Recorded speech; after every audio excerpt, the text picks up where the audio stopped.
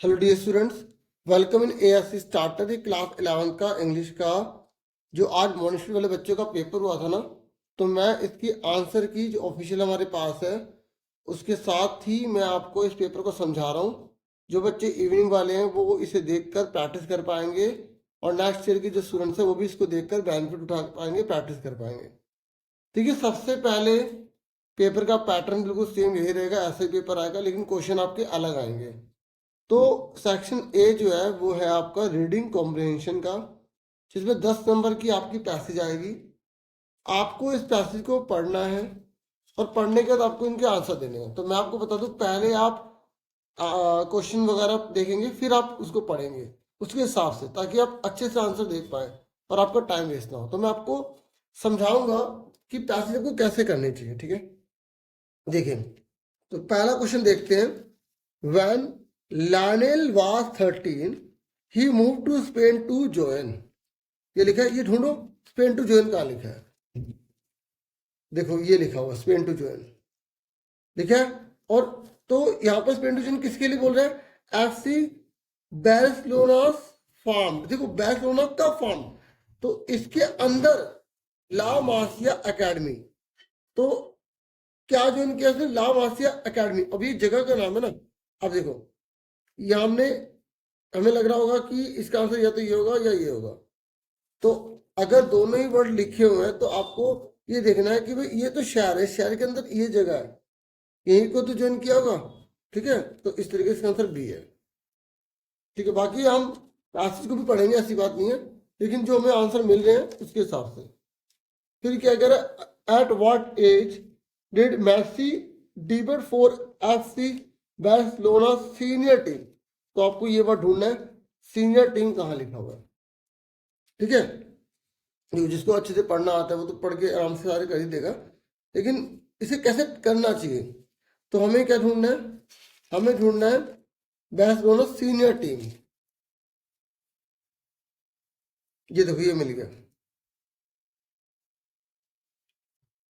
जब वो 17 का था, है ना।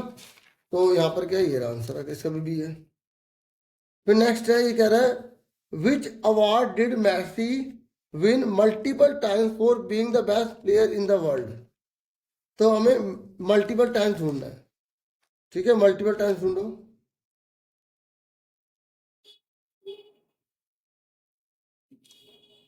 ये लिखो,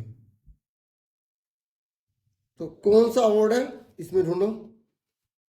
इनमें से कौन सा अवार्ड जो है यहाँ पर मेंशन किया गया, ये रहा बैलन डी। और तो ये हमें मिल गया यहाँ पर, तो ये हमारा क्या गया, सी आ। फिर नेक्स्ट है मैसी लेफ्ट FC बार्सिलोना इन 2021। तो इसने बोला है कि अब जैसे मीनिंग पता लग गया तो और अच्छी बात है। इसने कहा छोड़ क्यों दिया था इसको 2021 में, क्यों छोड़ दिया था, इनमें से क्या है। तो 2021 लिखा हुआ है और लेफ्ट लिखा हुआ है, ढूंढो। एक तो यहाँ पर लिखा हुआ है, ठीक है ना, तो यहाँ पर हमें लेफ्ट वगैरह नहीं मिल रहा। हम पीछे देखते हैं, ये रहा। तो यहाँ पर ये लिखा मैसी मेड डिफिकल्ट डिसीजन, लिखा है टू लीव आ गया। देखो लेफ्ट की फर्स्ट फॉर्म क्या होती है, लीव होती है। तो ये मिल गया ना लीव। तो ये किस लिए? फाइनेंशियल कॉन्स्टेंट, मतलब फाइनेंशियल प्रॉब्लम हो गई। तो यहाँ पर ये लिखा फाइनेंशियल इशू, तो भी आ गया। और किसकी प्रॉब्लम थी यहाँ पर? At the club, at the club. फिर इसके नेक्स्ट है which club did Messi join after leaving Barcelona. तो कौन से क्लब को उसने ज्वाइन करा था? ज्वाइन ढूंढो आफ्टर लिविंग बार्सिलोना। तो यहाँ ज्वाइन ढूंढो, कहाँ लिखा है?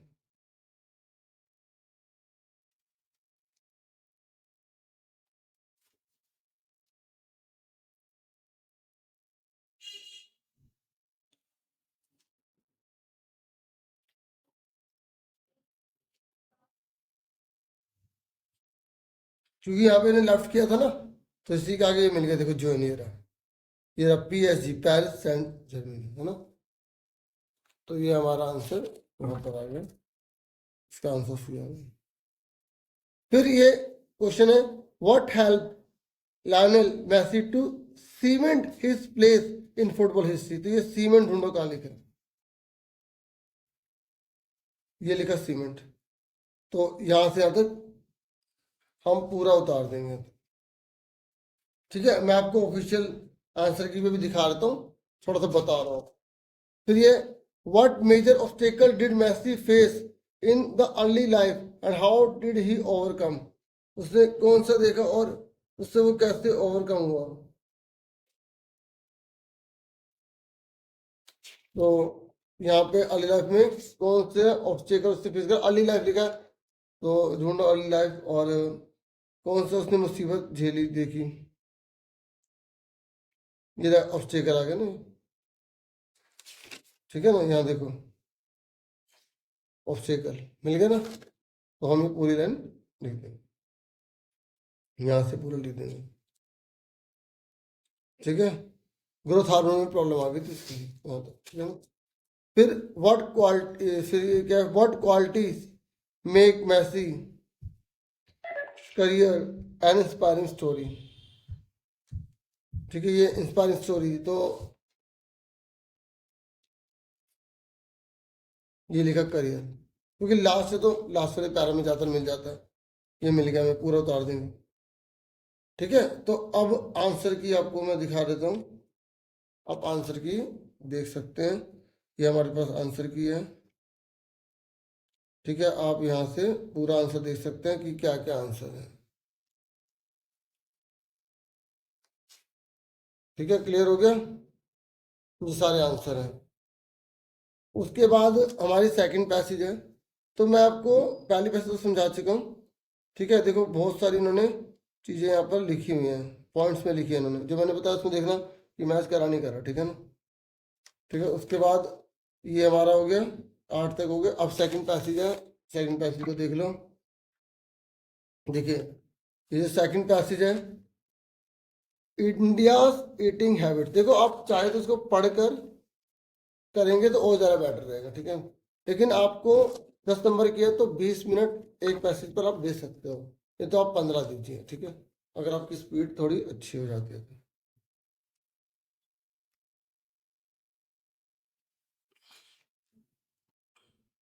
तो ये पैसेज है।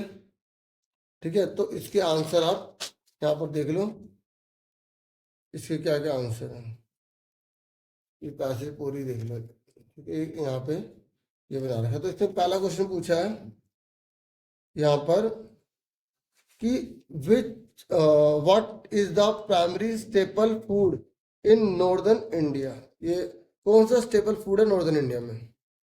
ठीक है, तो नॉर्दर्न इंडिया में क्या खाते हैं लोग, तो यहाँ पर हमें पूरा पढ़कर देखना है, या हमें यहाँ देखना है कि कौन सी चीज़ नॉर्दर्न ढूंढना पड़ेगा, नॉर्दर्न इंडिया हमें यहाँ पे ढूंढना पड़ेगा। ठीक है, ये लिखा ना, in the northern region wheat based food, लिखा ना, लिखा ना, लिखा व्हीट बेस्ड, तो यानी कि क्या खाते हैं, रोटी खाते हैं, लिखा ना।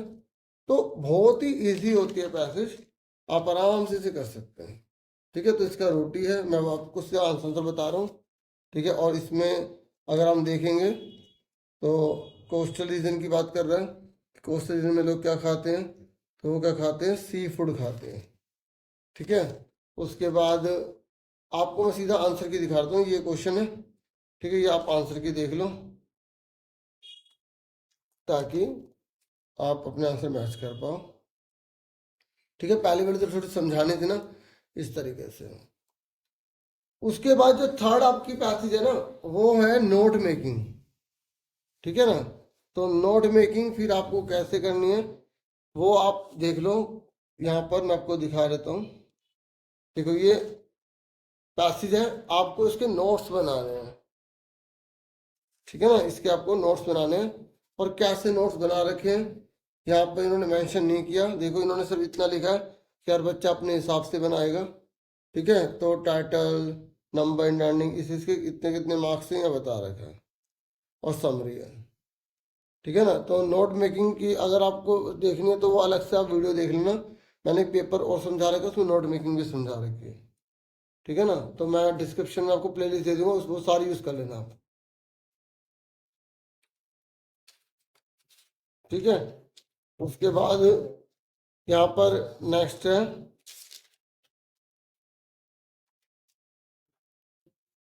क्योंकि नेक्स्ट क्या है, यहाँ पर ग्रामर का पार्ट आ गया। ठीक है, तो यहाँ लिखा है by the time we arrived, जब हम मतलब पहुंचे ना, तो जो मूवी है वो स्टार्ट हो चुकी थी या हो चुकी है। ठीक है, तो हो चुकी है तो होएगा नहीं, हो चुकी थी होगा। तो परफेक्ट की बात हो रही है, तो यहाँ पर क्या आएगा, हैड स्टार्टेड। फिर नेक्स्ट है देखो, she dash the piano every day 4 आ गया। यहाँ पे कंटिन्यूस की बात करिए, कर रहे हैं मतलब कौन सी, प्रेजेंट परफेक्ट कंटिन्यूस। ठीक है, तो यहाँ पर क्या आएगा, शी। और देखो अगर आप इंग्लिश ज़्यादा रीडिंग करते हैं तो आप वैसे ही बता दोगे कि यहाँ क्या आंसर है। ठीक है, शी हैज़ बिन प्रैक्टिसिंग आ जाएगा। फिर ये while he dash read the book. देखो वाइल जब लग जाता है तो यहाँ पर क्या लगाते हैं, आईएनजी लगाते हैं। जब वो किताब पढ़ रही थी तो वाइल ही वॉज रीडिंग,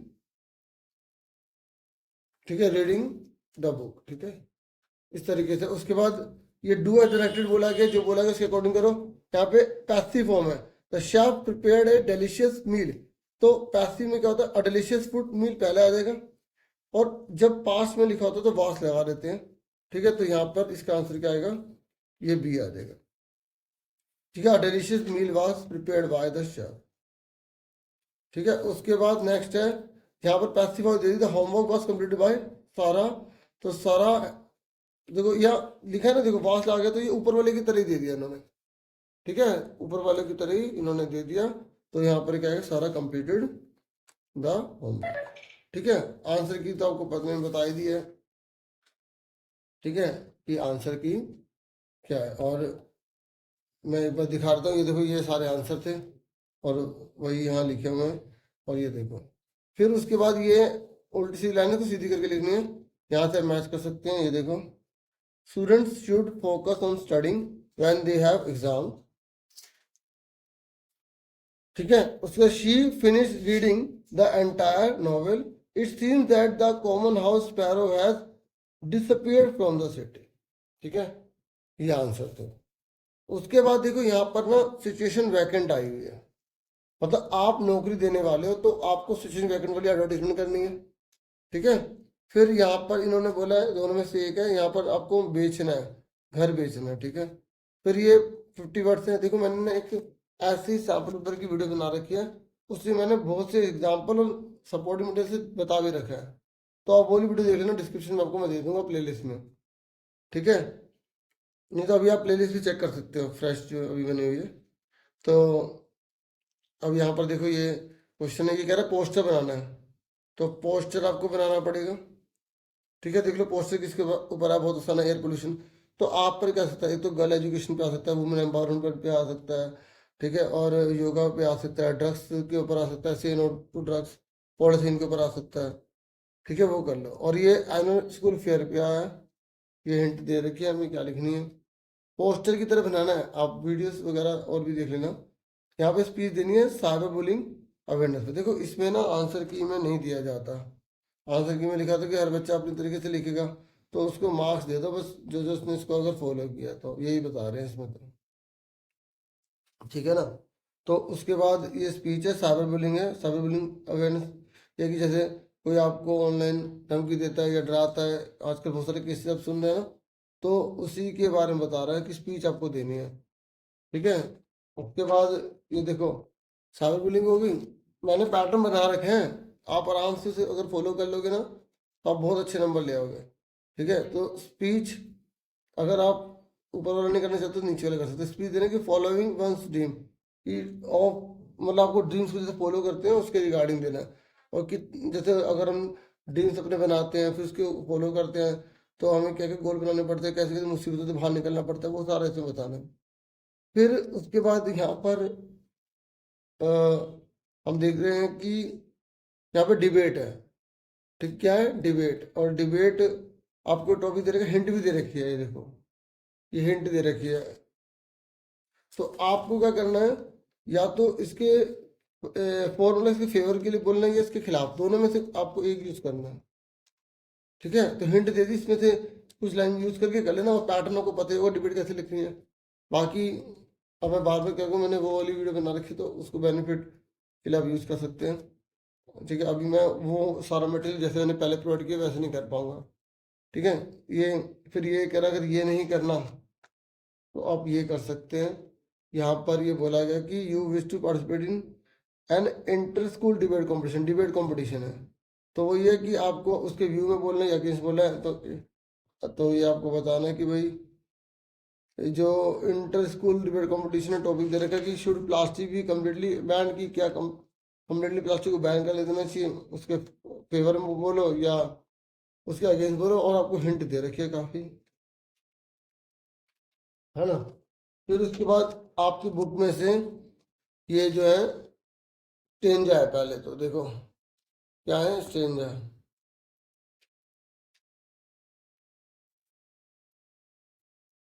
तो आपको उसको पढ़ के फिर इन प्रश्नों के उत्तर देने हैं। तो इसके आंसर आप देख सकते हो। ठीक है, क्वेश्चन नंबर 10 में है ना पहले, तो ये टाइम देख लो क्या क्या इसके आंसर है।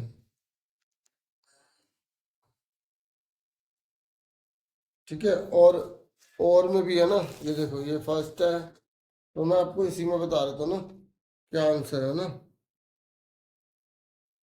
देखो जो 10th है ना, यहाँ पर what does photograph primary depict, ये क्या दिखा ये फोटोग्राफ। ठीक है, ये दिखा था mother and her cousin paddling in the sea. उसके बाद जो नेक्स्ट है, यहाँ पर बोल रहे हैं कि what does the poet mean by terribly transit feet. ये टेरिबली ट्रांजिट फीट का क्या मतलब होता है कि भाई ये टेम्परेरी है, ये आगे जाके क्या हो जाएंगे, खत्म हो जाएंगे। ठीक है ना। उसके बाद फिर ये कह रहा what does the unchange sea symbolize in the poem. समुद्र में चेंज नहीं हो रहा, इसका क्या मतलब, परमानेंस को बताता है। ठीक है, कि कुछ चीज़ें जो है परमानेंस है ह्यूमन लाइफ के मुकाबले, है ना, उस तरीके से। फिर अगर ये नहीं करने तो आप नीचे वाली कर सकते हो स्ट्रेंजर। ठीक है, नीचे वाली कर सकते हो। नीचे वाली में यहाँ पर है जियोग्राफी में आपने पढ़ा होगा, तो मैं सीधे इसका आंसर बता देता हूँ। इसका है बी। ठीक है, सेकंड वाले का है यहाँ पर बी। ठीक है, what is the poet reflecting on in this excerpt, क्या क्या रिफ्लेक्ट कर रहा है, the loss of innocence and belief. ठीक है, पोएम चाइल्डहुड है उसके रिगार्डिंग है। और यहाँ पे वो रियलाइज होता है कि हेलो हेवन नाम की कोई जगह ही नहीं होती है ना। तो ये कह रहा है according to the poem the childhood ends when, बचपन कब खत्म हो गया इस पोएम के हिसाब से, बताइए। बताओ कब उसका बचपन खत्म हो गया था। One stop believing in myth, जब उसने मतलब जिसका कोई प्रूफ नहीं है उसे मिथ कहते हैं। मतलब जैसे हेल हेवन, उसका कोई सबूत नहीं है कि होता ही नहीं होता, तो उसे मिथ बोलेंगे। जब उसे पता चला ये तो मिथ होते हैं, मैं इस पे विश्वास क्यों करूं, तब उसका बचपन बीत गया था। तो फिर इसके बाद 11वां है ये। ठीक है, ये पैसेज आपकी बुक में से है, आपको इसे पढ़ना है। ठीक है, फिर आपको इनके आंसर देने हैं, तो आंसर इसी में देख लो आप। ठीक है, ये देखो।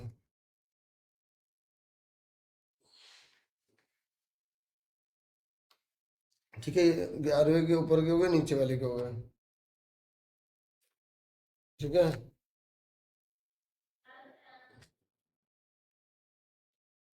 उसके बाद ये नीचे है ना, अगर आप ऊपर नहीं करना चाहते तो नीचे वाली कर लीजिए।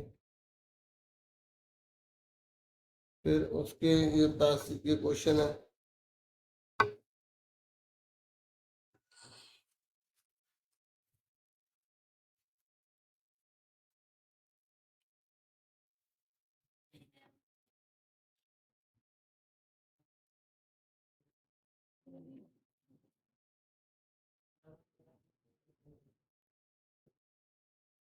ये क्वेश्चन देख लिया, इसके आंसर देख लो आप।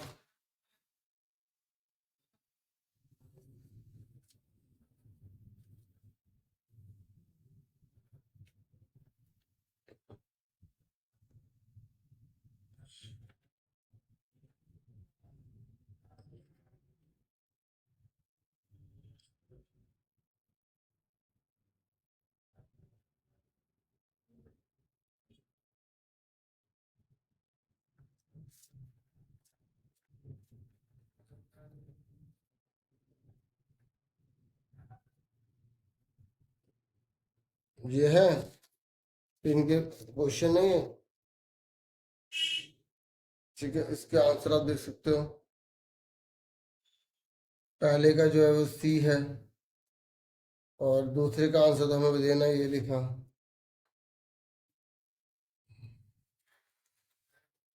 ठीक है ना, ये देख लो आप।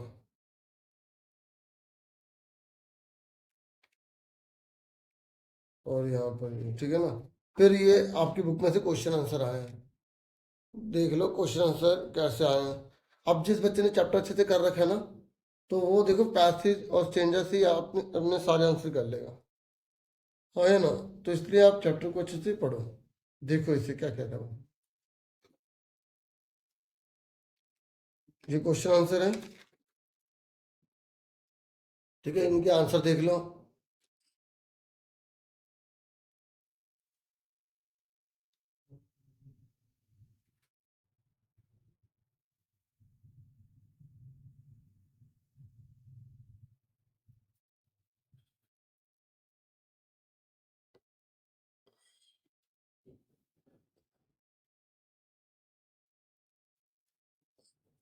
ठीक है, वैसे आंसर की अलग से वीडियो डाल रखी है, ये क्वेश्चन पेपर के साथ हो जाएगी तो बच्चों को ज़्यादा हेल्प मिल जाएगी और वो अच्छे से अपने आंसर देख पाएंगे। ठीक है ना, तो ये आंसर देखो टू द पॉइंट लिखे हैं, आप इसको यूज़ कर सकते हैं।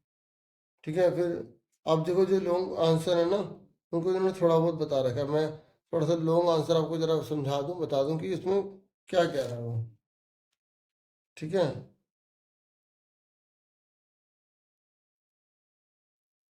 देखिए 15 क्वेश्चन है यहाँ पर, इन्होंने पता क्या बोला है, यहाँ पर आपको ये क्वेश्चन दे रखा है, तो ये वॉइस ऑफ द रेन है।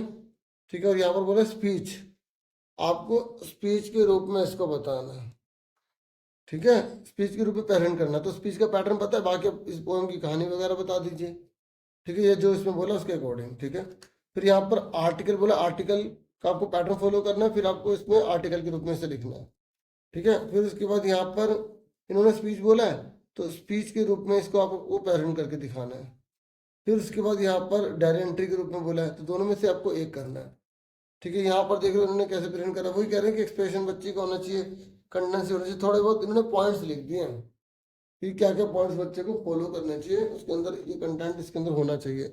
वही चैप्टर के बारे में अगर आपने पढ़ा लिख दोगे ना, आपको मार्क्स जरूर मिलेंगे। ठीक है, जिनका थोड़ा अभी बेस अगर वीक लग रहा है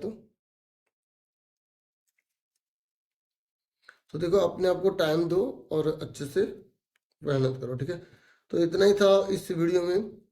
ठीक है, थैंक यू फॉर वॉचिंग।